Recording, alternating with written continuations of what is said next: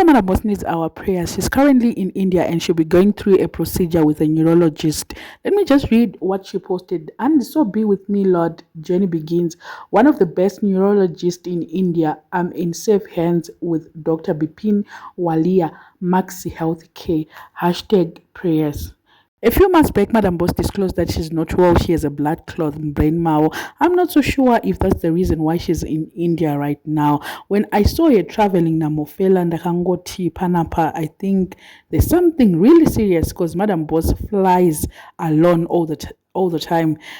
This thing of flying together and such numbers, it was my first time, and ndakabva ndaona kuti Jackie Ngalanda achitora videos, and I was so confused kuti ko Madam Boss vakutoperekedzwa nevanhu vakawanda like this airport, chii chiri kumbonyatsoitika.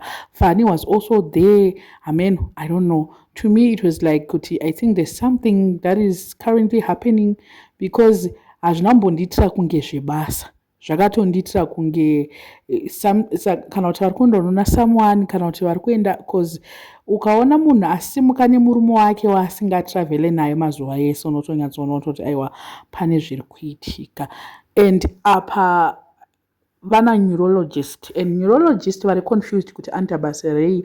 Neurologist is a medical doctor who diagnoses, treats and manages disorder of the brain, spinal cord and nervous systems. So basically anodila nema nerves nema muscles and also the brain, spinal cord, etc. ndo zvinoita ndo basa neurologist. All this time ndaifunga kuti condition yavo is not that serious. Ndaitongofunga kuti it's just a minor thing, it's going to be resolved, the clot is going to be thinned and it will disappear. But ndikutoona kuti zvinhu zvacho zvinenge zvitori serious zvikutodaro. I didn't think kuti vachaenda ku India sezvavaita izvi. Let me just read umwe munhu ari kuti ane same condition, akaita same condition. Hanzi, let's pray for you guys. Ndakabva neko ndinorwadziwa, vanhu vachituka vasinganzwisise condition yaari haitodi pressure, inotoda love, one love chaiyo. Mukoona munhu ari kutaura uyu. Hanzi zvoni musoro, hanzi une blood clot here kana ndisingakanganise, manje vakuda kuenda kusurgery. Inini it's been 8 months ndaitwa OPM soro iyi, asa iyi haupori zvekumhanya uye kunonzi kumazi andadzoka, inotyisa iyi. Ndo zvaari kutaura according to your experience.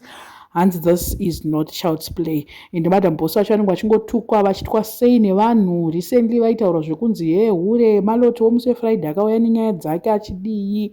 Zvinhu zvacho so kuita celebrity kwakaoma. You'll be going through a lot, and she disclosed that as well kuti I'm going through a lot.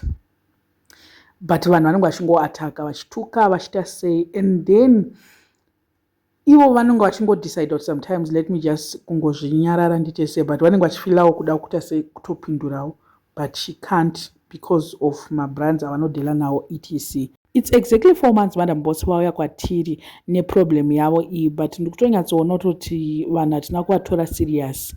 Takangoti hamene ikoko sacelebrity vanoona zvekuita. Koma celebrity tinombonyatsovatora serious here, tichingoti vane mari, they'll fix themselves hamene ikoko. But ndikunyatsoona izvozvi kuti it's actually something that is serious. All the best, Madam Boss. Hopefully the procedure will go well. We love you. We need to see you doing my skits very soon. One thing I love about Mofela Angu is very supportive. Ndo zvaanovengerwa izvozvo, ndosaka vachinzongonzi vanohura vanoita sei inyaya yekusapota mukadzi. Makamboona here vanhu vanonyatsoda vakadzi vavo ataki yavanoitwa stereki nevanhu. Vanhu havade chinonzi rudo, vanhu hatide kuona vanhu vanodanana kaiso. I don't know what you guys think. Let me know in the comment section. What are your thoughts?